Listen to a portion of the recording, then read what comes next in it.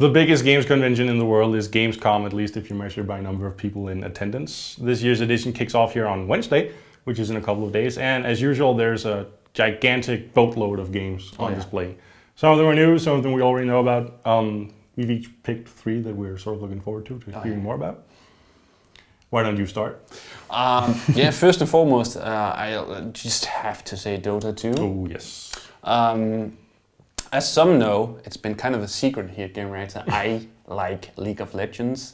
I like the mobile game style of game, and I'm really expecting something spectacular. Not only because it's Valve, but also because I tend to think that League of Legends is the only mobile game that has sort of differentiated itself from the original Dota. Most everyone else has just been exact copies.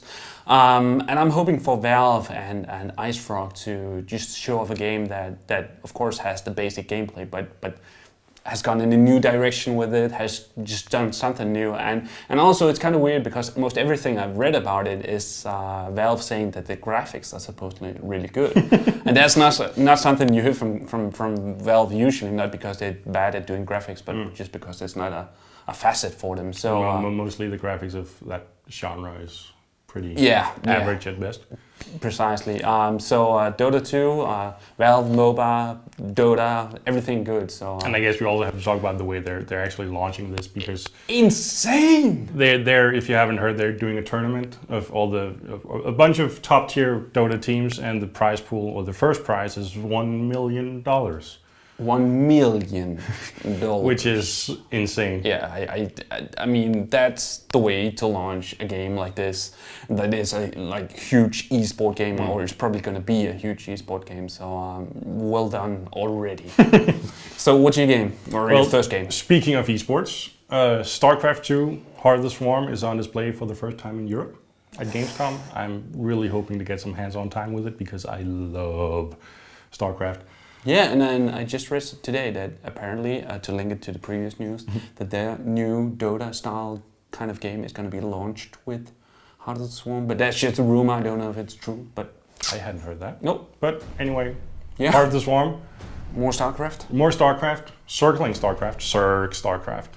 Because everybody, they won't admit it, but everybody knows Cirque is the coolest race. Even though I play Protoss, I wish I was better at Cirque. So yeah, definitely that. My next game is Firefall, and it's not a game that has received that much attention, especially not compared to some of the other games.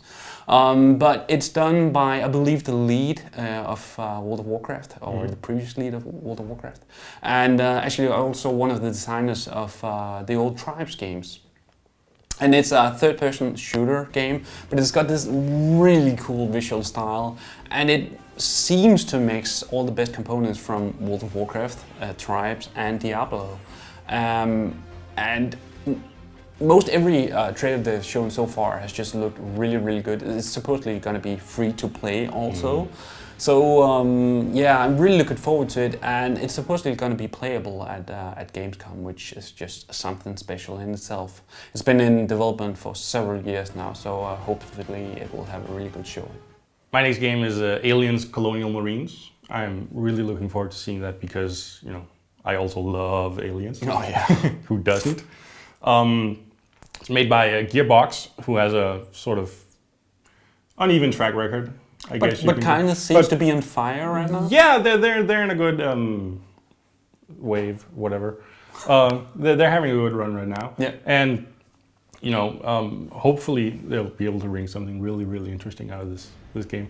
As far as I gathered from the impressions of E3, first impressions of the game are pretty promising.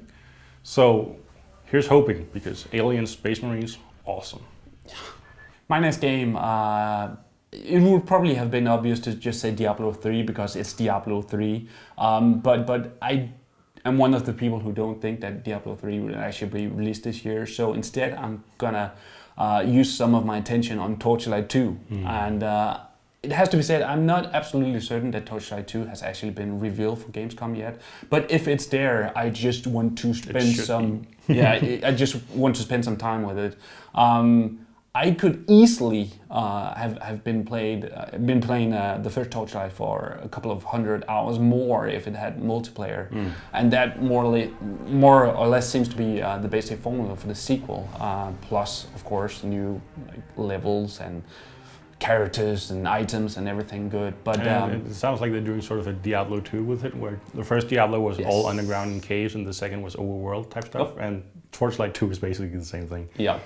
And I mean, I think it's safe to say by now that no other dungeon crawler has come as close to the Diablo feeling as the first Torchlight. So give me more. That's basically it. My final game is Borderlands 2, which is, I think it's being shown for the first time at Gamescom. Being a privileged games journalist, I've already seen the first couple of screenshots from it actually, but we can't show them to you yet. But I sort of know what direction they're going in, which is more of all the stuff that made the first one good, apparently. Which means more loot, more guns, bigger world, as I get it.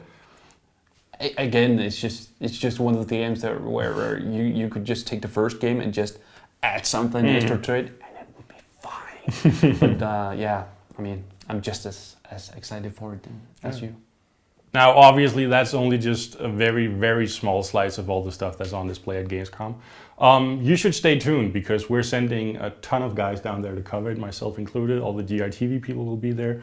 So keep watching Gamereactor, keep reading Gamereactor for a gazillion interviews, previews, hands-on impressions, all that good stuff.